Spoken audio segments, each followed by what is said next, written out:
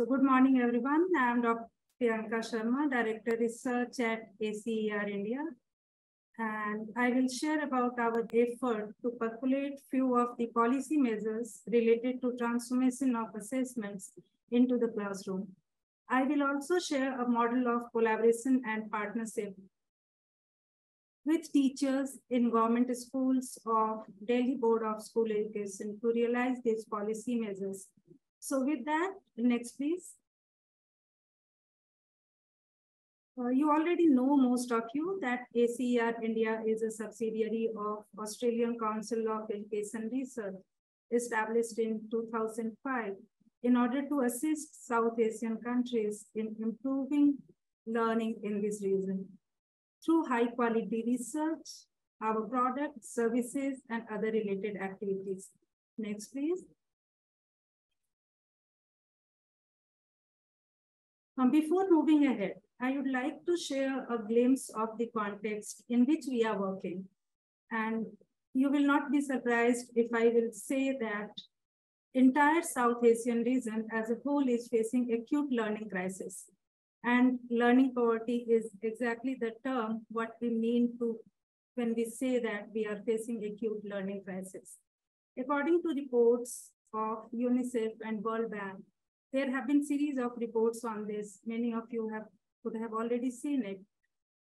These reports have been published in 2022, and these reports indicate that even before pandemic, more than 60% of children were in learning poverty, means children of 10 years age group, those who have already completed or are at the verge of completing primary schooling, they are not able to read. And according to estimates, this number is expected to go up to 80 in 2022. And another 40 million children, they are out of school.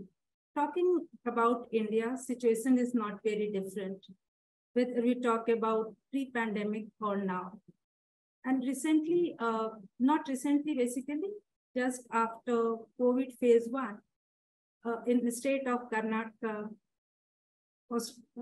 annual status of education report, there was a small survey was conducted and which indicated a decline of 8 to 12 points in the percent of the students who were able to read in grade 5 pre-pandemic.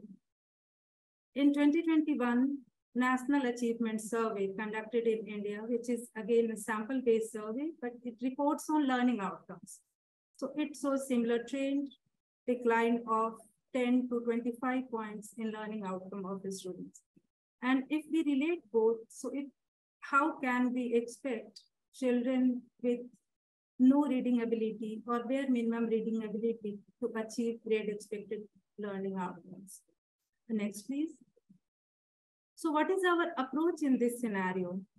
So we partner with national and state governments, autonomous bodies, different education systems, and educational organizations to enable evidence-based decision-making. And those evidence we generate through larger scale assessments conducted at different level, international, national, or state level. And those assessments, along with research activities, with that, we try to build capacity and we try to rather strengthen capacity of education systems and different stakeholders. So that's our approach. And with that, next please. So next part of presentation relates to our technical support in setting up a new Delhi Board of School Education, which has been set up in 2021 by Government of Delhi as a state government board of education. Policymakers have envisaged the board in sync with new education policy and current requirements of the education system. In its first year of pilot, 31 schools, basically 31 senior secondary schools, were affiliated to the board. And in coming years, government has planned to move all 1,000+ schools under Delhi government to Delhi Board of Secondary Education. Currently, these schools are affiliated to Central Board of Education. It implies that a scale of this partnership extends to, even if we are considering only government schools, 1.8 million learners, and 40,000 teachers. Next, please. So what we are doing here, that we as ACER PMU are managing end-to-end activities of the board. Majority of those activities, they fall under three broad areas: curriculum, assessment, and professional development. In first academic year of operations, that is 2022-23, we have covered 15,000 students, but most importantly, what I would like to share here, that 3,000, slightly more than 3,000 students, they have taken their term 1 board assessments. And all of us know that board assessments are highest stake curricular exit certification examinations. And in this course, we have trained 640 teachers around best practices of assessment. And that I will be discussing in a while, that what we mean by best practices of assessments. So next, please. So if you look at this cycle, so this is how our typical approach of ACER work looks like. But considering time, I would not cover all these steps that how we are working with them. But I would certainly highlight the paradigm shifts in policy and practice that we are trying to realize. And that's what we are doing differently. So these are basically 4 shifts you can see here. That first shift which we are trying to drive, that is from content-based learning to competency-based learning. From norm-referenced assessment to criterion-referenced assessments. Integration of general competencies with subjects and integration of foundational subjects with specialized subjects. I would reiterate here that competency-based learning, transformation of assessments, 21st century skills or transversal skills or general skills, whatever we want to use the term, and integration of vocational subjects into the mainstream, they lie at the center of new education policy of India. Few of the key roles that PMU has done and is involved with. Basically, we have a 18-member ACER PMU team there, supported by leadership. And as I was saying earlier, that few of the things which we are doing, and that is just a glimpse, that we are building on standard operating procedures and guidelines for curriculum assessment and professional development, not only in the premises and building of board, but to the classroom. Next, please. So we are involved in co-development. We are managing co-development of curriculum framework and assessment frameworks. If we look at these areas, that how do we work? We are monitoring classroom practices to see that is there any gap between the curriculum which we are making in the board and which is being transacted in the classroom, and bringing back those information to strengthen it further. We have created evaluation guidelines for examiners, lead examiners, and then examiners, other examiners. And besides that, also one of the area at the bottom, which you can see that we are proposing examination and affiliation bylaws for the board. So next, please. So as you can see, that title says that in last 4 to 5 minutes, what I will try to cover, that is about what we have done at the ground level in the area of assessment. And when we talk about assessment, curriculum is an inseparable part of that, because we are talking about transformations in assessment and curriculum, they go hand in hand. So how we are doing that? So we have a curriculum management team which is working with subject experts there. We are building their capacity in developing curriculum framework around learning objectives. And this is not only for foundational subjects, which you can see at the center. But when I said that it is about foundational subjects and specialized subjects, that is at the second circle of this display. So we are doing this for both group of subjects. And then if you look at the outer circle, that is about 21st century skills. So what is happening, that a group of experts, they are developing curriculum for core subjects and specialized subjects against those learning objectives. And those learning objectives, they are serving as assessment criterion later. And while they are writing descriptors or proficiency levels of these specific criterion, there we are using, basically experts are embedding 21st century skills. So this is very holistic approach of assessment which we are trying to drive. Next, please. With all that, in order to actualize it, so this is the assessment model, because I'm always saying that curriculum and assessment goes hand in hand. So this is entire set of assessments and how it is being actualized in classrooms under this board. So what we proposed, this is much in sync with national education policy here, that assessment need to be spread throughout the year, even if it is board exams. It should not be one time. So you can see these are whole gamut of assessments, classroom level formative assessment that is totally led by teacher without any intervention of board. Then formative assessment of second set, which are as per the unit plan, which is being created with support of the board. Then readiness assessment to prepare students. So that is a type of simulated condition where students practice end-term assessments, which are the exit exams and that carry maximum weightage. So next, please. And all these assessments, what is unifying thread, what is common thread, that is competency-based, and these are criterion-referenced. So this is not, you will agree with me that this is not a very easy task. And criterion-referenced assessment is not only about conducting exams and reporting against predetermined criteria. Rather, it requires, and that is being done, that we are assisting teachers integrating assessments into everyday teaching and learning in classrooms.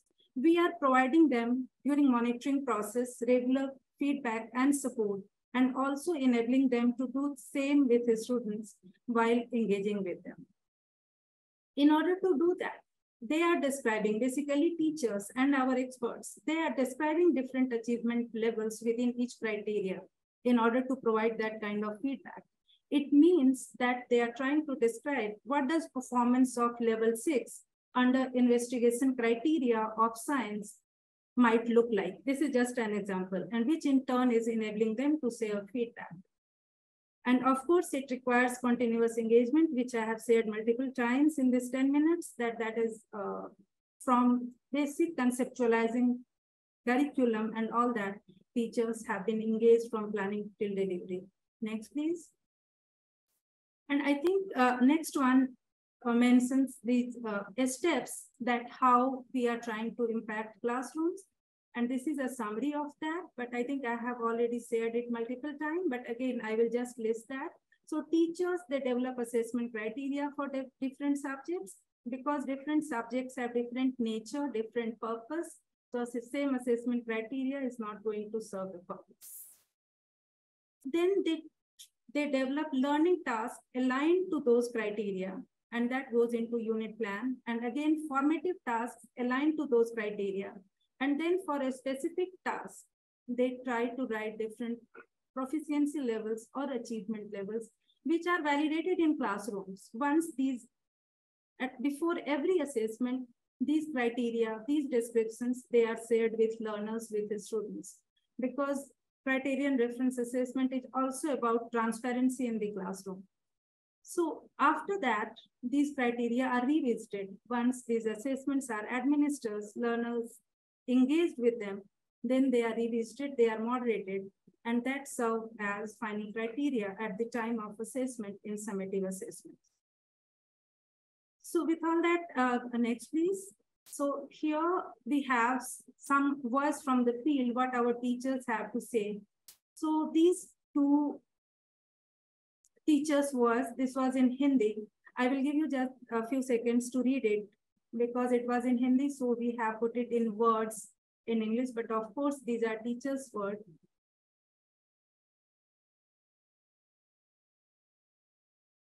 But we also have one voice for you to hear. So next, please.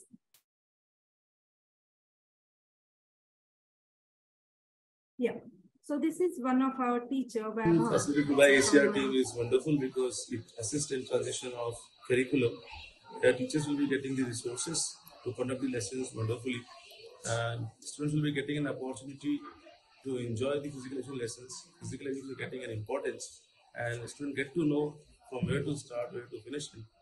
Then we'll be getting some written documents so that we could facilitate and practice, and we can assess the process and the progress of the students. So with this, I would like to conclude by saying that National Education Policy of India offers great opportunities for educational institutions and different systems so that we can work together to improve learning in the classroom, and we have taken a small step in that direction. Thank you, everyone. Thank you, Priyanka Sharma. I would request you to stay on and be connected with the network. We will take all the questions together for both the speaker. So now I would request the second speaker. We have from Nepal, Devi Ram Acharya, Section Officer, Education Review Office, Nepal, please.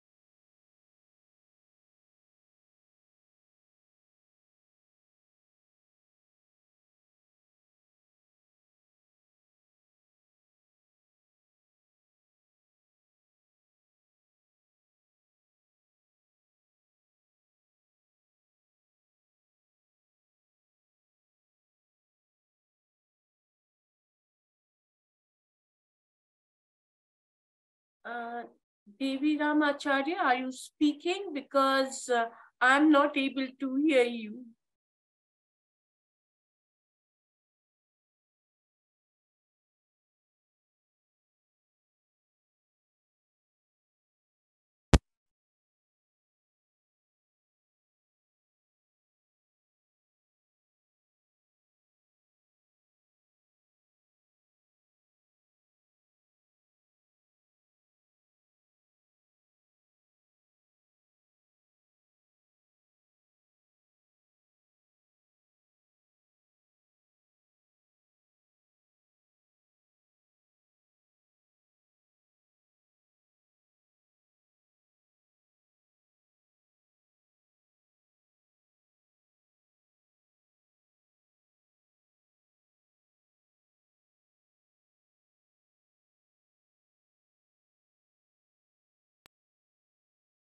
Devi Ram Acharya, I would request you to unmute your mic, please. I think you're muted. I have.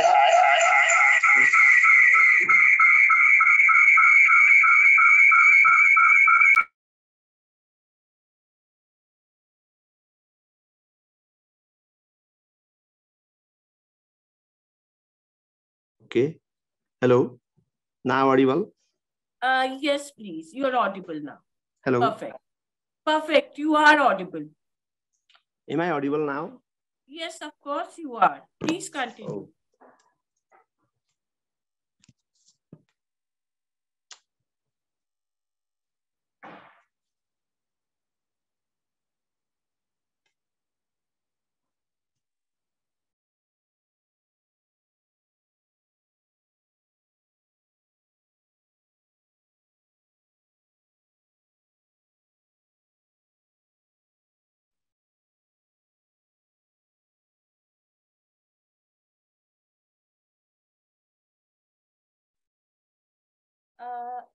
Devi Ram Acharya, we cannot hear you again.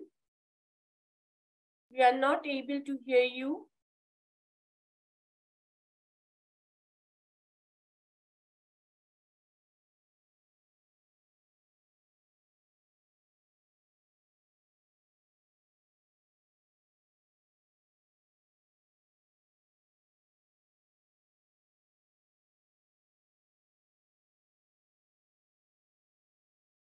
fixes the sound problem, we can maybe take some questions already on the first question.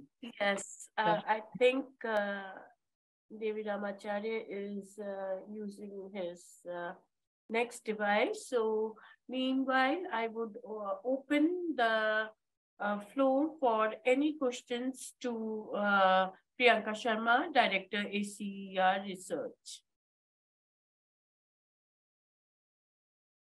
Any online participants who would like to ask any questions out here?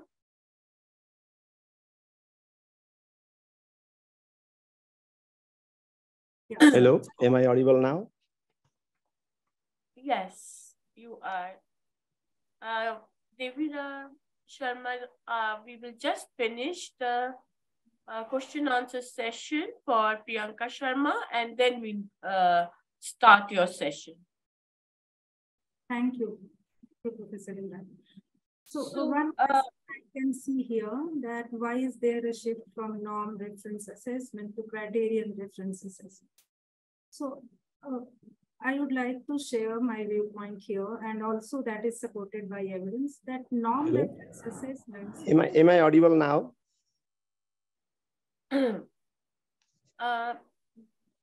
Devilal Sharma, we will start your session once we finish the question answer with Priyanka Sharma.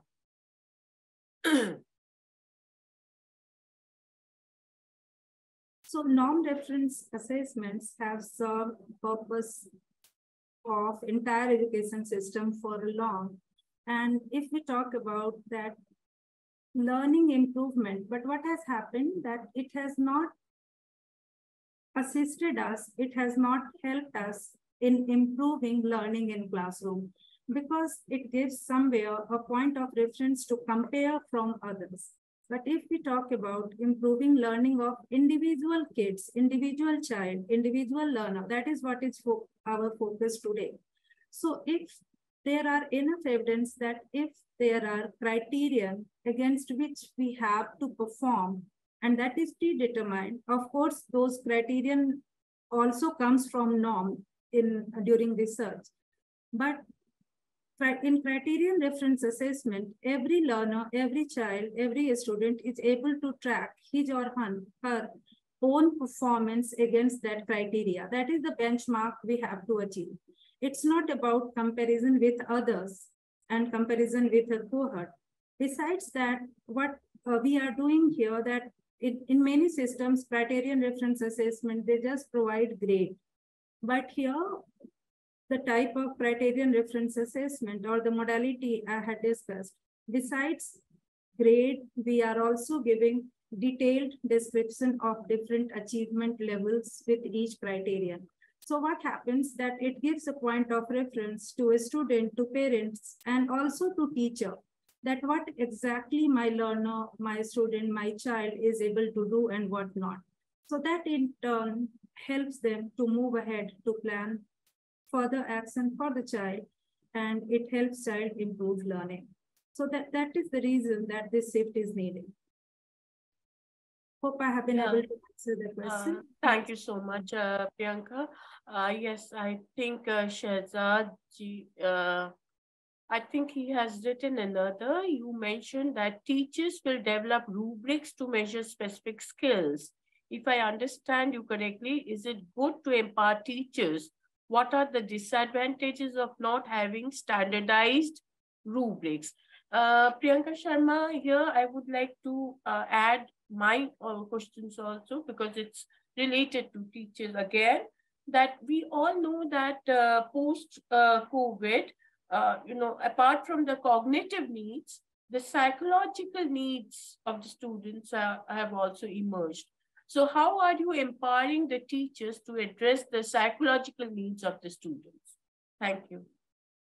Hello, now audible? Hello? Yes. It is audible? Yes, is it audible? Yes. Deviram Sharma, Deviram Acharya, just give us 5 minutes. We will conclude. I mean, is it okay? Now, yes. Thank you. Yes, we can hear you. Thank you, Dr. Indrani, for those questions. I will answer them one by one. So first, I will take those rubrics related questions. So as I said here, that this is an entirely new board and its students are different from, we have standardized rubrics which are for other systems. So this cohort is different, the students are different, and might be that standardized rubrics, if we are adapting or adopting as such, it is not appropriate for this cohort, because in the beginning I said that finally everything is applicable to norming group to that cohort. So that's why, as this is first year, so teachers are building that in context of their students. When I am saying their students, means students in schools of National Capital Territory of Delhi. So, and this is how it will move. So standardization will take time, but at this point of time, they are redefining their own things. And in due course of time, it will be standardized after a certain number of administrations. In first iteration, it can't be standardized. So when I said that teachers are writing rubrics, that was in that specific context. And standardization is a process, it takes time. So that was first one. So now coming to second question of Dr. Indrani about socio-emotional strength and of students and building up that. So we know that Delhi government has a number of other initiatives besides which is in the purview of ACER PMU, like happiness curriculum, with mindfulness curriculum. So they are embedded in even in the pilot schools along with the curriculum which is being imparted to these schools. But if we have to say that especially what we are doing, then I would like to quote here just an incident that 2 days back, there was an open house with Deputy CM, who is also Deputy Chief Minister and Education Minister here. So, and in open house, it was said that this Criterion-referenced assessment, so for the first time, the students were not in panic. They were not anxious because they were not running through their marks. They were through readiness assessment. They were shared those criteria that where they need to put in more effort. So they were much comfortable in taking their board exams, which has 40% weightage to their final scores. So if that is the way that through assessments, also through child-friendly, learner-friendly assessments, we are trying to take care of socio-emotional health of kids besides other efforts. Thank you. Thank you so much, Priyanka Sharma. Now I would request Soumya, Secretariat NEQMAP, in case there are any questions from the participants who are attending face-to-face to Priyanka Sharma.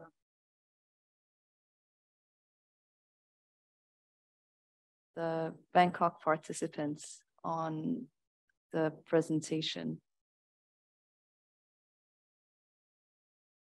Okay, well, I do have one. I can start with that one. One thing. You mentioned about how you worked with the board to integrate 21st century skills through looking at the subject specific. When moving, I would say, like, what are kind of the challenges? Because it might have been a change in terms of practice when working with the teachers in terms of like designing rubrics, designing actual tools for assessment. Have you encountered any issues? Is there kind of any learning from that experience in terms of moving from like the design and the integration in the curriculum to actually the implementation in the classroom? Thank you, Soumya, for that question. So yes, all of us, I think all of us would agree that of course there is challenge, and still there is a challenge when we are working with them, because it requires a change in mindset. But of course, while describing proficiency levels, they are trying to embed those components. For example, we have taken two approaches, like certain 21st century skills, they are implicit in all subjects. but certain skills we are measuring explicitly through certain subjects. So, and that is in agreement with the teacher and board. For example, critical thinking and problem solving, that is being assessed through mathematics and science. Self-awareness and collaboration, that is being assessed through language. So that is a little bit compartmentalization. As I said in the beginning, please don't take me wrong that it is embedded only in these subjects. So I was simply talking about being implicit and explicit. So explicitly through these subjects, so that has helped teachers to figure out, and that narrowed down their scope also from covering all range of 21st century skills to these specific one through a specific subject. So that was a big challenge, that they were not able to think where to begin, but that compartmentalization helped a bit. So I think I have been able to answer that. Are there any other questions from the floor? There's no more questions from the Bangkok side. Thank you very much. Thank you.